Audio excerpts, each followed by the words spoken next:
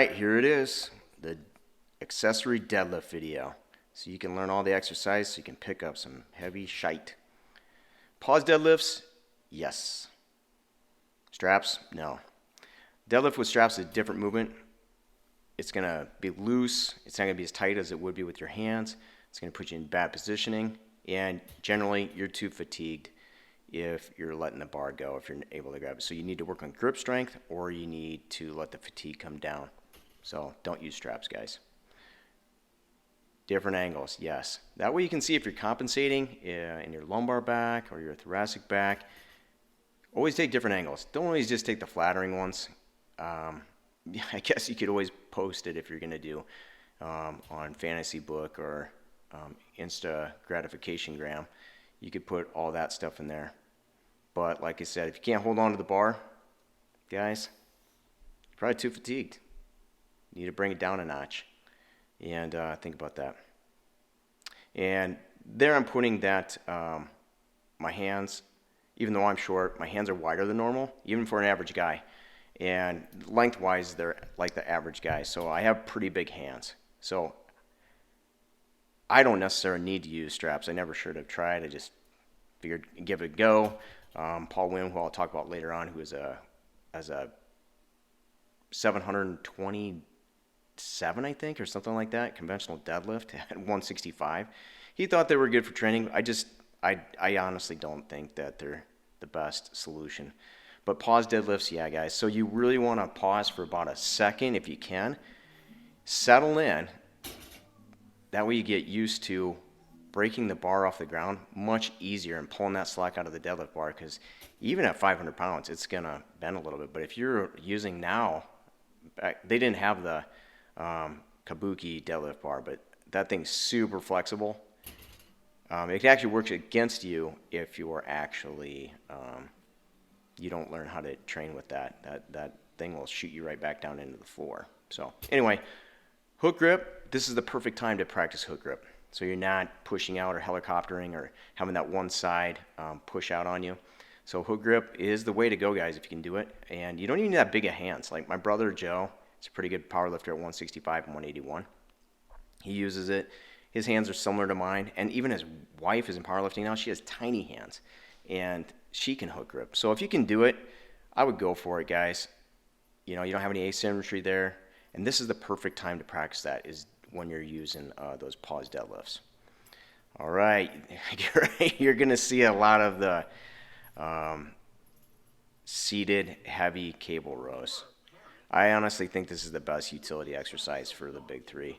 You're building your back up. You're stabilizing. It's really good for thoracic spine stabilizing for both deadlift and squat. Specifically for the deadlift, it's really good for that initial part where it's going to maybe pull you forward on the deadlift after your hips rise. It's going to keep you solid there. And you guys can tell. I mean, I'm pretty lean here. I put somewhere I wasn't quite as lean, but I worked the hell out of this position. And I was also a farm kid and a wrestler, so I've got a lot of work here. Like my erectors, my rhomboids, pretty much my entire back is just strong. And that's important because you can only get so far by tricking out, maybe like a sumo deadlift and stuff like that. Eventually, if you're going to be good in all three lifts, you got to have a serious back. And the nice thing about this position as opposed to other kind of rows is I would try to get in the same position that I would be in a deadlift, right? And you're not going to do one of these rows heavier than you can do a deadlift. So when you're getting fatigued or when you are going heavy, if that's pulling you or you're having to cheat too much, you need to get stronger in that position. You should be able to hold it pretty still. And a lot of these rows, I was doing over 200 pounds on the cable rows. So, and that's total. That's on both sides. And I'd also switch bars sometimes, so I wouldn't always do, the single cable on each side, even though most of the time I would do single, so I wouldn't compensate with my more dominant side. But I would switch it up. And you'll also see here in a little bit, I actually would do supersets or drop sets where I would change the grip, like this one right here. I started with over grip, and then I'll do under grip. So that way I'm training both ways, because I use mixed grip for my deadlift, so I wanted to be stabilizing in both positions. So it's hard to, I really tried to cut these down, guys.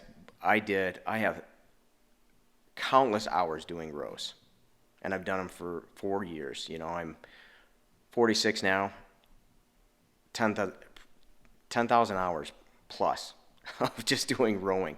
So, you know, if you look at that and you're like, I can never achieve that, I'm like, start now. Start now. Eat right. I mean, we'll get to the nutrition aspect of how I built so much muscle, but I mean, I've seen the genetics. I have all the genetic testing that I did through 23andMe. I have decent genetics, but not that exceptional. You know, I'm not a Russ Swole or somebody like that. You know, I have pretty good genetics, but not elite. It's just I have done this for a long time, and I've really, really tooled it out. Okay, guys, I'm showing this one like a little extra footage where I'm not rowing so much, because I'm showing how to like get the wiggle in, wear the same footwear that you're gonna wear for deadlifts, and like Ed Cohen talks about that, get the little wiggle in, get set. I would try to find that for the deadlift position, so then when I was doing the rows, it would transfer to my deadlifts more, right? All right, upper back, pretty important too. You know, you got to do those pull-ups. I would actually mix in double cable lat pull-downs in with pull-ups, because you can go a little lighter, and then you also are working your non-dominant side as much as your dominant side, so it can't cheat. And then I would change position. You know, one arm seated, and then in this one I'm actually kneeling. So, and if you guys are really tall, you got to get a really tall cable pull to do this one, or figure it out. Sometimes they have, in gyms, they'll have seated ones where they have a pad holding you down. Weighted pull-ups, if you can do more than 5 sets of 10 to 12 reps, it's probably time to start using weighted pull-ups, especially if you're trying to develop like true like strength and power. So pretty easy setup. I have a different setup now, because the pull-up bar I have now is a little bit lower. I can actually just grab it, and I use some weights. I use actually multiple weights now. They're a little smaller, so they don't dangle as much. Hanging leg raises. These are money. They're really good for incorporating, obviously, your lower abs, getting your hip flexors in there, and getting a nice active stretch on your lower back, which you're going to want to do. You want to get some blood flow into there, so it's kind of nice. You're working on your lower abdomen, cueing your hip flexors, how to engage them, and you're decompressing your lower back at the same time. So that's why I did those. They're one of my favorite ab exercises that I just don't see people do a lot. And the other thing is too, is like you get a little more training on your grip. You know, I purposely wouldn't chalk up and almost have like slippery hands, so I'd have to squeeze harder. Okay, so iso abs, that's usually what I call them. I know some people call them planks. Here's the deal. Most people do them wrong, and they say they're not decent for like powerlifters, don't even waste doing them. But here's the deal. I know bracing like for a heavy squat is way harder, but when you do these, you could also put a belt on, and you want to contract everything from head to toe, guys. It's not just contracting your abs with the side, but you're squeezing your glutes, everything. Okay. Glute ham developer sit-ups, they really help me engage like the front part of my core and compress into my belt a little bit more.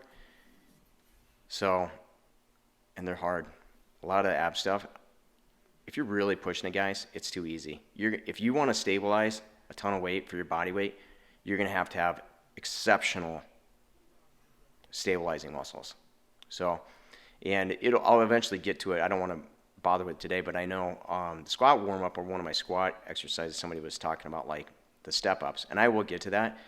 I think you guys are kind of missing the point of why I did step-ups in the squats. But anyway, I digress. We'll get back to deadlifting. Glute ham raises, really good for posterior chain, especially, you know, you take a little bit weight off, you're not pressing your spine as much like you do in a lot of the deadlifting stuff, and you're really engaging your hamstrings and glutes in kind of a unique position and movement. So if you're able to do those, maybe you have to buddy up and have somebody hold your legs down. There's multiple ways to do these, guys. You can do Nordic curls, very similar. Try to get these in if you can. I do think they help quite a bit. with my deadlift once I got these. So I probably was already deadlifting like 530 when I did these, but my form wasn't as good and it was probably more stressful on my body. But if you have access to one of these, I would go with that route first because they're not cheap. You know, I'm a personal trainer. I have my own gym. So obviously, you know, I should buy one, and I have one. So anyway, reverse hypers. This is my preferred way to do them, guys. You could do them on a machine and stuff like that. I just like using the ball. I like the range of motion, so I'll put a ball on top of a bench that stabilize it.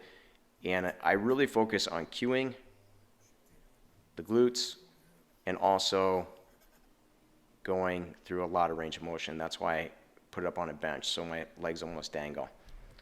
Straight arm cable pull downs. This is great for keeping your lats tight. And so when you're going to break the bar off the floor on a deadlift, this will keep you really nice and tight. Really cue you to how to engage your lats in a deadlift. So unless you have a big background in like weight lifting, you know, where you do like snatch grip and stuff like that, this is kind of a good one to get in there. And plus, look at the position I'm in. I'm in a position almost like a deadlift. So you can get your feet, everything set up very similar to a deadlift, and then you're just pulling down. And you got to stabilize your abs too. I threw this in there. This is actually, if you can do this, guys. If you don't, I know it might seem really goofy, but I would actually hang down in that position and decompress my back. But that's just to throw in there how I would stretch my back, because I'm asked by some people pretty often. All right, reverse band deadlifts. Really good for peaking. That's the only time you should do them. Do them right before meet. It should take 10% off the bottom and next to 0 on top. These are too heavy. I did a better job on my last meet. This is the second last powerlifting meet I did, and I was experimenting with them for the first time. Like this one right here is 617 pounds. I had never quite even hit 573 in a meet. So what am I doing here? I mean, it's too much. And at the bottom, it was probably like 529, and at top was probably 573. And I wanted to hit 573 for the meet, but there's better ways to do it. And you shouldn't be trying to hit your top even, or hit peak in the top position even, you know. So you need to deload that a little bit. They're great exercise, but deload them. This is one that Paul Wynn, he really liked. I never really got into it for stabilizing. I feel, obviously, this is hard to set up for me. And then also, I got more out of the cable rows for using this. But I'm still showing them to you guys because I did try them. And, you know, they worked for Paul. So some of these exercises, like bent over rows here too, I'm showing you some of the stuff I did that I don't necessarily do. But I want you to know that you can go ahead and try to do it too. The thing with the bent over rows is they would fatigue me too much. I'm already tired from deadlifting. I don't need to do more of that. Whereas the cable rows is okay. Practice sumos, even though you do conventional. And I would say same thing if you do sumos. Get your conventional up. But make sure it's at least 3 months outside of a meet, so you don't get over fatigued. And I actually will show you that one. You can see my left leg really shoot out. And then I'm showing you with what a conventional look like at these speed pulls, so you get a good reference point. Like, my sumo wasn't that bad. I just decided early on not to do them. So, because it was too stressful on an old injury I have on my left side of my hip from high school. Anyway, back to this. These are good deficits, especially for breaking off the floor. The problem is I was doing them too high. Don't do them the step is like you see here is 4 inches. I would go 2 or less. So 1 to 2 inches is really good for deficits. You don't need to go any lower than that. It doesn't make any sense at all, right? You're in a position where you don't need to be as strong. If you're doing this specifically for deadlifting, 1 to 2 inches. All right, going back to recording from different angles. Some of these are really bad, which I'm glad I kept these because I could see how much my form improved. And part of this, I think these ones I'm using straps probably. But the whole point here is to record from different angles so you can see when you're compensating and see how efficient your movement really is. So you want to really dial it in, guys. And part of the reason I got better and better and better, because I already had a lot of muscle, is because I did like 10,000 deadlifts in 2.5 year period. So these exercises are going to help, But the other part is the accessory part of this is use your camera like your friend. Get different angles. You know, study your deadlifts. You know, what could I improve? Why am I moving this way? You know, what could I do to improve that? And I don't have enough, all the answers, and I certainly don't have enough time in a short video that you guys would actually listen to. You know, statistically, probably only about a quarter of you guys are still listening, maybe even less. So that's my point. Once again, back to the straps. Guys, I'm telling you, if you're using straps all the time, it's not the same movement. You either weak grip or you're too fatigued, or both. Like if you're too fatigued, you're gonna have a weak grip all the time, and you're just asking for it. Like, look at that, that's horrible. You should never do that. I'm just too damn stubborn, and I imagine a lot of you guys are too.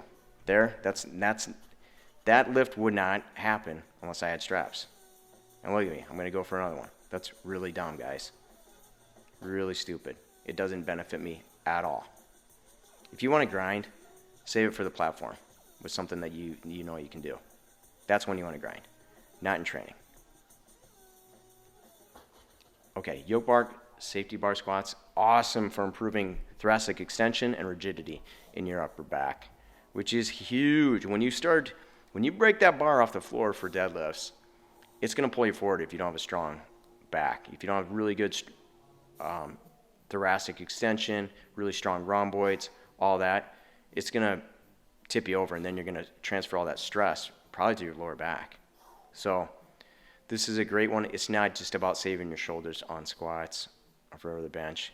You know, this is probably gets, for like a squat bar, this probably gets the best utility. And you know, this one wasn't as expensive as you think. This is the one through Elite FDS, the yoke bar I'm using here.